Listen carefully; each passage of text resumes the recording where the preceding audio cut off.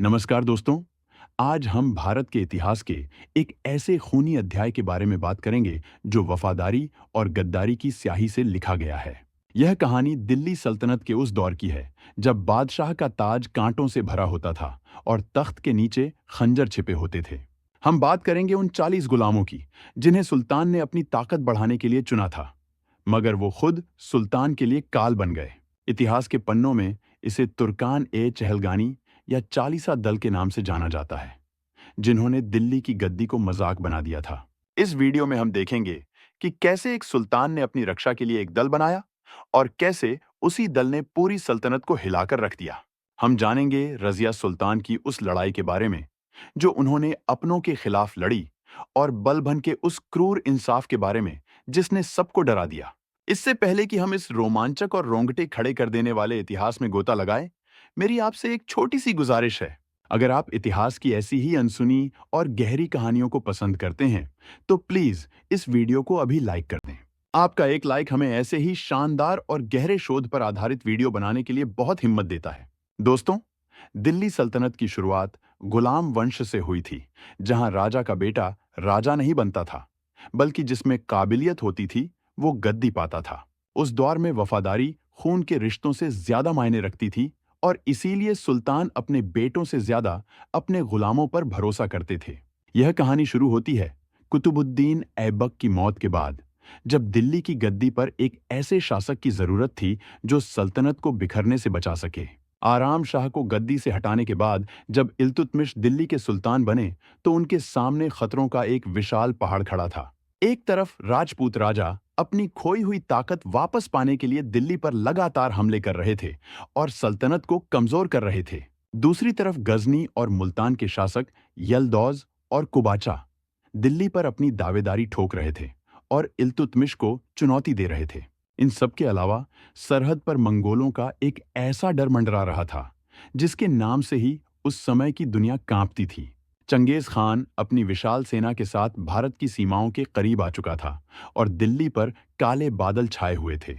इल्तुतमिश बहुत समझदार और दूरदर्शी सुल्तान थे और वो जानते थे कि दिल्ली के पुराने अमीर उन पर कभी भरोसा नहीं करेंगे। कुतुबी और मुइजी अमीर, जो पुराने सुल्तानों के वफादार थे, वो इल्तुतमिश को एक बाहरी और गुलाम ही मानते थे।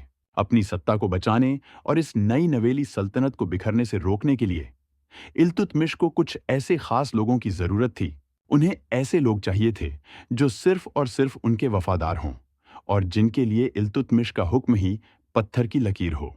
यही सोचकर उन्होंने अपने सबसे भरोसेमंद और काबिल तुर्क गुलामों का एक विशेष दस्ता बनाने का फैसला किया।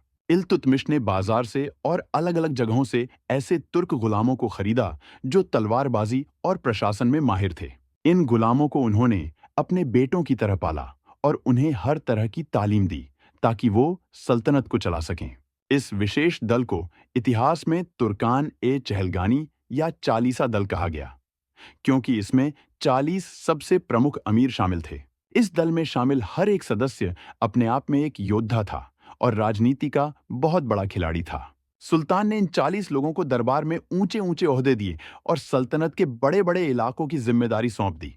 इल्तुतमिश का मकसद साफ था कि यह 40 लोग सुल्तान के आंख और कान बनेंगे और विरोधियों को कुचलने में मदद करेंगे। शुरुआत में सब कुछ वैसा ही चला जैसा सुल्तान चाहते थे और यह दल उनकी परछाई बनकर काम करता रहा। इल्तुतमिश ने इन्हीं गुलामों की मदद से अपने विरोधियों यलदौज और कुबाचा को हराया और अपनी गद्दी सुरक्षित की। जब तक इल्तुतमिश जिंदा थे, इन 40 अमीरों की मजाल नहीं थी कि वो सुल्तान के हुक्म के खिलाफ एक शब्द भी बोल सकें। ये अमीर सुल्तान के सामने सिर झुकाकर रहते थे और उनकी एक आवाज पर अपनी जान देने को तैयार रहते थे। लेकिन कहते हैं कि सत्ता का नशा शराब से भी ज्यादा बुरा होता है और धीरे धीरे इन गुलामों को भी अपनी ताकत का एहसास होने लगा। इन्हें लगने लगा कि सुल्तान की असली ताकत तो उनकी तलवारों और उनके दिमाग में है, तो फिर वो सिर्फ नौकर बनकर क्यों रहें। इल्तुतमिश की मौत के बाद दिल्ली के इतिहास में जो हुआ, उसने वफादारी शब्द को हमेशा के लिए शर्मसार कर दिया। सुल्तान की आंखें बंद होते ही इन 40 अमीरों ने अपने असली रंग दिखाने शुरू कर दिए और गद्दी के लिए साजिशें रचने लगे। इल्तुतमिश अपने जीवन काल में ही यह समझ गए थे कि उनके बेटे अयोग्य हैं और वो सल्तनत का भार नहीं उठा पाएंगे।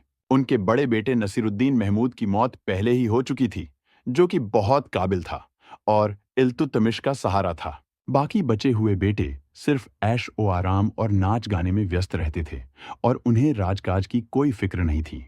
इसीलिए इल्तुतमिश ने एक ऐतिहासिक फैसला लिया था और अपनी बेटी रजिया को अपना उत्तराधिकारी घोषित किया था। उन्होंने चांदी के सिक्कों पर रजिया का नाम लिखवाया था, जो उस समय के समाज के लिए एक बहुत बड़ी क्रांति थी। लेकिन चहलगानी के इन घमंडी सरदारों को यह बात बिल्कुल पसंद नहीं थी कि एक औरत उन पर हुक्म चलाए। इन तुर्क अमीरों की सोच यह थी कि औरत का काम सिर्फ घर संभालना है, न कि तलवार लेकर जंग के मैदान में उतरना। इन अमीरों की मंशा यह थी कि गद्दी पर कोई ऐसा कमजोर सुल्तान होना चाहिए जो उनके इशारों पर नाचे और वो खुद असली राजा बने रहें। इसीलिए उन्होंने इल्तुतमिश की वसीयत को नजरअंदाज कर दिया और रजिया की जगह उसके भाई रुकनुद्दीन फिरोज को गद्दी पर बिठा दिया।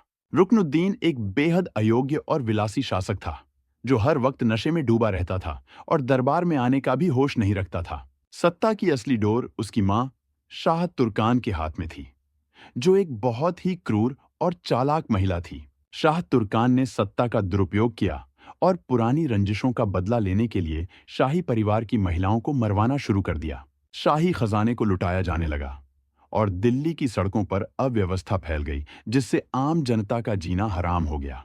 चारों तरफ विद्रोह की आग भड़क उठी और सल्तनत के अलग अलग हिस्सों में गवर्नर अपने आप को आजाद घोषित करने लगे। ऐसे मुश्किल वक्त में रजिया सुल्तान ने वो हिम्मत दिखाई जो इतिहास में सुनहरे अक्षरों में लिखी गई है। शुक्रवार की नमाज का वक्त था और दिल्ली की जामा मस्जिद के बाहर हजारों की भीड़ जमा थी। रजिया सुल्तान ने लाल रंग के कपड़े पहने, जो उस समय इंसाफ मांगने की निशानी माने जाते थे, और वो जनता के बीच पहुंच गईं। उन्होंने जनता को याद दिलाया कि उनके पिता इल्तुतमिश ने उन्हें अपना वारिस चुना था और अब सल्तनत खतरे में है। रजिया ने वादा किया कि अगर वो एक अच्छी शासक साबित न हो तो जनता उनका सिर कलम कर सकती है। दिल्ली की जनता ने रजिया का साथ दिया और महल पर धावा बोल दिया, जिससे डरकर चहलगानी को झुकना पड़ा। रुकनुद्दीन फिरोज को गद्दी से हटा दिया गया और उसे कैद कर लिया गया, जहां बाद में उसकी मौत हो गई। यह दिल्ली सल्तनत के इतिहास में पहली बार था जब जनता की मर्जी और समर्थन से कोई सुल्तान गद्दी पर बैठा था। रजिया सुल्तान एक शेरनी की तरह तख्त पर बैठी और उन्होंने साबित कर दिया कि वो किसी भी मर्द से कम नहीं है। उन्होंने पर्दा प्रथा को त्याग दिया, जो उस समय के कट्टरपंथी समाज के लिए एक बहुत बड़ा झटका था। रजिया ने पुरुषों की तरह कुबा और कुलाह यानी कोट और पगड़ी पहनकर दरबार लगाना शुरू किया। उन्होंने हाथी की सवारी की और जंग के मैदान में सेना का नेतृत्व भी खुद किया, जो इन कट्टरपंथी अमीरों को खटकने लगा। चहलगानी के अमीर नहीं चाहते थे कि सुल्तान की ताकत बढ़े और वो उनके नियंत्रण से बाहर हो जाएं। इन 40 अमीरों को यह डर सताने लगा कि अगर रजिया इसी तरह राज करती रहीं तो उनकी अहमियत खत्म हो जाएगी। रजिया भी जानती थीं कि ये तुर्क अमीर भरोसे के लायक नहीं हैं और वो कभी भी उन्हें धोखा दे सकते हैं। इसलिए रजिया ने भी एक चाल चली और इन तुर्क अमीरों का वर्चस्व तोड़ने की कोशिश शुरू कर दी। उन्होंने गैर तुर्क लोगों और हबशी सरदारों को दरबार में ऊंचे पद देने शुरू कर दिए ताकि तुर्क अमीरों की ताकत कम हो सके। इसमें एक नाम जमालुद्दीन याकूत का था, जो एक हबशी सरदार था और रजिया का बहुत वफादार था। रजिया ने याकूत को अमीर ए आखुर यानी शाही अस्तबल का प्रधान बना दिया, जो एक बहुत ही महत्वपूर्ण पद था। उस समय तक यह पद सिर्फ तुर्क अमीरों को ही मिलता था, इसलिए याकूत का इतना ऊपर उठना उनके लिए अपमान की बात थी। चहलगानी के तुर्क सरदारों को यह बात नागवार गुजरी कि एक गैर तुर्क उनके बराबर आ खड़ा हुआ है। उनकी ईर्ष्या नफरत में बदल गई और उन्होंने रजिया और याकूत के रिश्तों को लेकर गंदी अफवाहें फैलाईं। उन्होंने दरबार में और जनता के बीच यह बात फैला दी कि रजिया और याकूत के बीच नाजायज संबंध हैं। यह सिर्फ रजिया का चरित्र हनन करने की एक साजिश थी ताकि लोग उनके खिलाफ हो जाएं। धीरे धीरे उन्होंने रजिया के खिलाफ साजिशों का एक मजबूत जाल बुनना शुरू किया और प्रांतों के गवर्नरों को भड़काया। उन्होंने एक गुप्त योजना बनाई कि रजिया को दिल्ली से बाहर निकाला जाए और फिर गद्दी पर कब्जा किया जाए। लाहौर के गवर्नर कबीर खान ने सबसे पहले विद्रोह किया, जिसे रजिया ने अपनी सूझबूझ से दबा दिया। लेकिन इसके तुरंत बाद भटिंडा के गवर्नर अल्तूनिया ने रजिया के खिलाफ बगावत का झंडा बुलंद कर दिया।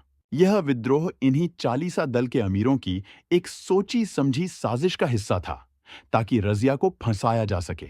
रजिया उस विद्रोह को दबाने के लिए एक बड़ी सेना लेकर दिल्ली से निकली, लेकिन गर्मी बहुत ज्यादा थी। उनके साथ गए तुर्क अमीरों ने गद्दारी कर दी और रास्ते में ही याकूत की हत्या करवा दी, जो रजिया का दाहिना हाथ था। रजिया को अल्तुनिया ने गिरफ्तार कर लिया और उन्हें भटिंडा के किले में कैद कर दिया गया।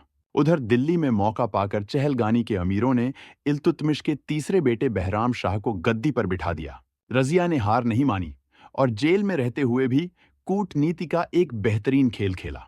उन्होंने अपने पुराने दुश्मन अल्तुनिया को ही शादी का प्रस्ताव दे दिया और उसे अपने पक्ष में कर लिया।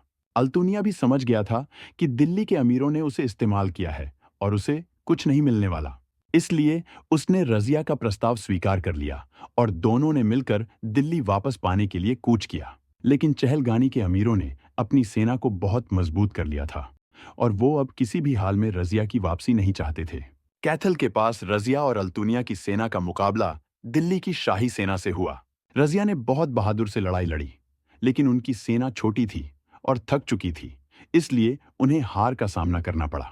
मैदान ए जंग से भागते वक्त रजिया और अल्तुनिया जंगल में रास्ता भटक गए और थक कर एक पेड़ के नीचे सो गए। कुछ इतिहासकार कहते हैं कि वहां कुछ डाकुओं ने उनके कीमती कपड़े और जेवर देखकर उनकी हत्या कर दी। इस तरह भारत की पहली और आखिरी महिला सुल्तान का अंत बहुत ही दर्दनाक तरीके से हुआ। रजिया की मौत के बाद तो जैसे दिल्ली सल्तनत इन 40 अमीरों के लिए एक खेल का मैदान बन गई। अब सुल्तान सिर्फ नाम का होता था और असली हुकूमत इन 40 दल के सरदारों के हाथ में होती थी। अगले कई सालों तक दिल्ली ने कई सुल्तान देखे, लेकिन कोई भी अपनी मर्जी से राज नहीं कर पाया। जिसे चाहा गद्दी पर बिठाया और जब जी भरा या मतलब निकल गया तो उसे मौत के घाट उतार दिया। बहराम शाह हो या मसूद शाह, सब के सब इन अमीरों के हाथ की कठपुतली मात्र बनकर रह गए थे। सल्तनत की हालत इतनी खराब हो गई थी कि वजीर और अमीर आपस में ही लड़ने लगे और दिल्ली की सड़कों पर खून बहने लगा। कानून और व्यवस्था पूरी तरह खत्म हो चुकी थी और लोगों को घर से निकलने में भी डर लगने लगा था। मेवात के लुटेरे इतने बेखौफ हो गए थे कि वो दिन दहाड़े दिल्ली के दरवाजों तक आकर लूटपाट करते थे और औरतों को उठा ले जाते थे। जनता डरी हुई थी और कोई यह नहीं जानता था कि कल का सूरज कौन सा सुल्तान देखेगा और किसका सिर कलम होगा। लेकिन कहते हैं कि जहर को जहर ही काटता है और इस दल का अंत भी इसी दल के अंदर से होना लिखा था। इन 40 अमीरों में एक शख्स ऐसा था जो सबसे ज्यादा चालाक, सबसे ज्यादा क्रूर और सबसे ज्यादा दूरदर्शी था। उसका नाम था बहाउद्दीन, जो बाद में इतिहास में गयासुद्दीन बलबन के नाम से मशहूर हुआ और जिसने इतिहास बदल दिया। बलबन की कहानी भी बहुत दिलचस्प है, क्योंकि वह शुरुआत में कोई अमीर नहीं था, बल्कि एक साधारण गुलाम था। बचपन में मंगोलों ने उसे पकड़ लिया था और उसे बगदाद के बाजार में एक गुलाम की तरह बेच दिया गया था। बाद में इल्तुतमिश ने उसे खरीदा था और अपनी काबिलियत के दम पर वह धीरे धीरे ऊपर चढ़ता गया। शुरुआत में उसे पानी पिलाने का काम मिला था, जिसे खासदार कहते थे, लेकिन उसकी आंखों में सुल्तान बनने के सपने थे। वह अपनी मेहनत और साजिशों से चहलगानी का सबसे प्रमुख सदस्य बन गया और बाकी अमीरों को पीछे छोड़ दिया। बलबन ने देखा कि कैसे उसके साथी अमीरों ने एक के बाद एक सुल्तानों को मारा है और सल्तनत को कमजोर किया है। वह बहुत अच्छी तरह जानता था कि इस दल में वफादारी नाम की कोई चीज नहीं है और सब सिर्फ सत्ता के भूखे हैं। वह समझ गया था कि अगर उसे राज करना है और जिंदा रहना है तो इस 40 के दल को जड़ से खत्म करना होगा। बलबन ने नसीरुद्दीन महमूद को सुल्तान बनवाया, जो एक बहुत ही शांत और इबादत करने वाले इंसान थे। नसीरुद्दीन महमूद कुरान की नकल करके और टोपियां सीकर अपना गुजारा करते थे और उन्हें सत्ता का कोई लोभ नहीं था। सुल्तान नसीरुद्दीन ने सारी राजकाज की जिम्मेदारी बलबन को सौंप दी और खुद को सिर्फ नाम का सुल्तान रखा। बलबन ने नायब बनकर लगभग 20 साल तक दिल्ली की सत्ता संभाली और अपनी जड़ें बहुत गहरी कर लीं। उसने अपनी बेटी की शादी सुल्तान से कर दी और दरबार में अपनी स्थिति को इतना मजबूत कर लिया कि उसके बिना पत्ता भी नहीं हिलता था। जब नसीरुद्दीन महमूद की मृत्यु हुई तो बलबन ने खुद को सुल्तान घोषित कर दिया और दिल्ली के तख्त पर कब्जा कर लिया। कुछ लोग कहते हैं कि नसीरुद्दीन की मौत भी बलबन की ही एक साजिश थी, ताकि वह खुद सुल्तान बन सके। सुल्तान बनते ही बलबन ने अपना असली रूप दिखाया और उसने सबसे पहले उस सीढ़ी को तोड़ा जिससे वह ऊपर चढ़ा था। बलबन जानता था कि ये 40 अमीर उसके पुराने साथी हैं और वो उसे सुल्तान के रूप में कभी दिल से सम्मान नहीं देंगे। ये अमीर बलबन को अपने बराबर का समझते थे, क्योंकि कल तक बलबन भी उन्हीं के बीच का एक गुलाम था। बलबन को यह बराबरी बिल्कुल मंजूर नहीं थी, क्योंकि वह मानता था कि सुल्तान का दर्जा सबसे ऊपर होता है। उसने एक नया सिद्धांत दिया, जिसे राजत्व का सिद्धांत कहते हैं, जिसके मुताबिक सुल्तान धरती पर ईश्वर की परछाई है। अपनी इसी सोच को लागू करने के लिए उसने लौह और रक्त की नीति अपनाई, जिसका मतलब था तलवार के दम पर दुश्मनों का खून बहाना। बलबन ने गुप्तचरों का एक ऐसा जाल बिछाया जिसे बरीद कहा जाता था, और जो पूरे राज्य में फैले हुए थे। ये जासूस इतने तेज थे कि अमीरों के घर की बातें और उनके बेडरूम की फुसफुसाहट भी सुल्तान तक पहुंचने लगीं। उसने दरबार के नियम इतने सख्त कर दिए कि किसी भी अमीर को दरबार में हंसने या मजाक करने की इजाजत नहीं थी। बलबन खुद दरबार में कभी नहीं हंसता था, और न ही किसी को अपने सामने हंसने देता था। उसने शराब पीने पर पूरी तरह पाबंदी लगा दी और दरबार में सिर्फ गंभीर बातें करने का हुक्म दिया। बलबन ने फारसी परंपराओं को अपनाया और सिजदा और पाबोस की प्रथा शुरू की, जो बहुत अपमानजनक थी। सिजदा का मतलब था सुल्तान के सामने घुटनों के बल बैठकर सिर झुकाना, जैसे भगवान के सामने झुकते हैं। पाबोस का मतलब था सुल्तान के तख्त के पास जाकर उसके पैरों को चूमना, जो एक बहुत ही गुलामी वाली रस्म थी। यह उन घमंडी तुर्क अमीरों के लिए सबसे बड़ी बेइज्जती थी जो खुद को राजा समझते थे। लेकिन बलबन की तलवार के डर से और मौत के खौफ से सबने सिर झुका दिया और चुपचाप यह अपमान सह लिया। बलबन ने छोटी छोटी गलतियों पर अपने पुराने साथियों को इतनी भयानक सजाएं दी कि बाकी लोगों की रूह कांप गई। बदायूं के गवर्नर मलिक बकबक ने गुस्से में अपने एक नौकर को कोड़ों से पीटा था, जिसकी मौत हो गई थी। जब बलबन को अपने जासूसों से यह खबर मिली तो उसने तुरंत मलिक बकबक को गिरफ्तार करने का हुक्म दिया। बलबन ने सबके सामने मलिक बकबक को कोड़ों से इतना पिटवाया कि उसकी खाल उधड़ गई और बाद में उसकी हत्या करवा दी। यह सजा इसलिए नहीं थी कि बलबन को नौकर से प्यार था, बल्कि यह अमीरों को उनकी औकात दिखाने का तरीका था। इसी तरह अवध के गवर्नर हैबत खान ने नशे में एक आदमी को मार दिया था, तो बलबन ने उसे कोड़े लगवाए। हैबत खान को अपनी जान बचाने के लिए उस आदमी की विधवा के पैरों पर गिरकर माफी मांगनी पड़ी और 20,000 टंके देने पड़े। यह अपमान हैबत खान के लिए इतना बड़ा था कि उसने शर्म के मारे घर से निकलना बंद कर दिया और घुट घुट कर मर गया। अमीन खान, जो अवध का गवर्नर था, उसे बंगाल के विद्रोह को दबाने में नाकामी मिलने पर बलबन ने अयोध्या के फाटक पर लटकाकर मरवा दिया। शेर खान, जो बलबन का चचेरा भाई था और बहुत ताकतवर था, उसे भी बलबन ने जहर देकर मरवा दिया। शेर खान मंगोलों के खिलाफ एक दीवार की तरह खड़ा था, लेकिन बलबन को डर था कि कहीं वह बगावत न कर दे। धीरे धीरे बलबन ने एक एक करके चहलगानी के सभी पुराने और ताकतवर अमीरों का सफाया कर दिया। जो अमीर बच गए थे, वो इतने डर गए थे कि उन्होंने राजनीति से संन्यास ले लिया और चुपचाप जिंदगी जीने लगे। बलबन ने युवा और नए तुर्क अमीरों को भर्ती किया, जो बलबन को ही अपना सब कुछ मानते थे। उसने उन्हें अपनी सख्त निगरानी में रखा और उन्हें यह पाठ पढ़ा दिया कि सुल्तान का हुक्म ही भगवान का हुक्म है। जिस चहलगानी ने कभी रजिया सुल्तान को रुलाया था और इल्तुतमिश के वंश को खत्म किया था, आज उसका नामो निशान मिट गया था। बलबन ने साबित कर दिया कि सल्तनत में सिर्फ एक ही शेर रह सकता है और बाकी सबको सिर झुकाकर जीना होगा। उसने मेवात के लुटेरों का भी बेरहमी से शिकार किया और जंगलों को कटवाकर दिल्ली के आसपास सुरक्षा का घेरा बनाया। उसने लुटेरों के गांवों को जला दिया और हजारों को मौत के घाट उतार दिया, जिससे रास्तों पर शांति हो गई। बलबन का इंसाफ इतना सख्त था कि उसके अपने बेटे भी उससे डरते थे और कोई भी कानून तोड़ने की हिम्मत नहीं करता था। दिल्ली की जनता ने पहली बार राहत की सांस ली, क्योंकि अब सड़कों पर लूटपाट और कत्लेआम बंद हो गया था। लेकिन इतिहास गवाह है कि जो इंसान दूसरों को दर्द देता है, उसे भी सुकून नसीब नहीं होता। बलबन ने जिस सत्ता के लिए अपने साथियों का खून बहाया था, अंत में वह सत्ता उसे भी खुशी नहीं दे सकी। उसका सबसे प्यारा बेटा शहजादा मोहम्मद, जिसे वह अपना वारिस बनाना चाहता था, वह मंगोलों से लड़ते हुए मारा गया। शहजादा मोहम्मद बहुत काबिल और विद्वान था और बलबन उसे अपनी जान से ज्यादा प्यार करता था। जब बलबन को अपने बेटे की मौत की खबर मिली तो जैसे उस पर दुखों का पहाड़ टूट पड़ा। यह खबर लोहे जैसे सख्त बलबन को अंदर से तोड़ गई और वह दरबार में तो शांत रहता, लेकिन अकेले में फूट फूट कर रोता था। इतिहासकार बर्नी लिखते हैं कि सुल्तान रात भर अपने बेटे की याद में चीखें मारता था और अपने कपड़े फाड़ डालता था। जिस बलबन के सामने बड़े बड़े अमीर नजर उठाने की हिम्मत नहीं करते थे, अब वह एक लाचार बूढ़ा बाप बन गया था। अपने बेटे के गम में बलबन बीमार रहने लगा और उसे एहसास हो गया कि उसका अंत भी करीब है। 80 साल की उम्र में जब बलबन की मौत हुई, तो उसके साथ ही इल्तुतमिश का बनाया हुआ वह भयानक दौर भी खत्म हो गया। बलबन की मौत के बाद उसके वफादार कोतवाल ने उसके पोते कैकुबाद को गद्दी पर बिठाया। लेकिन बलबन के जाते ही वह सख्त प्रशासन व्यवस्था ढह गई, जिसे उसने इतनी मेहनत से बनाया था। कुछ ही सालों के अंदर खिलजी क्रांति हुई और गुलाम वंश का हमेशा के लिए अंत हो गया। चहलगानी का उदय और पतन हमें यह सिखाता है कि जब ताकत बिना जिम्मेदारी के मिलती है, तो वह विनाश ही लाती है।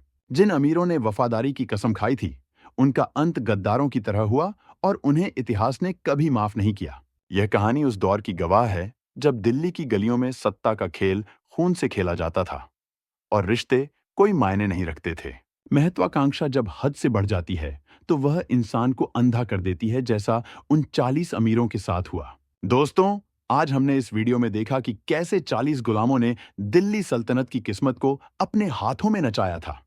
हमने जाना कि कैसे इल्तुतमिश की दूरदर्शिता ने जिस दल को बनाया, वही दल बाद में भस्मासुर बन गया। हमने रजिया सुल्तान के संघर्ष को करीब से महसूस किया कि कैसे एक अकेली महिला ने पूरी पुरुष सत्ता को चुनौती दी।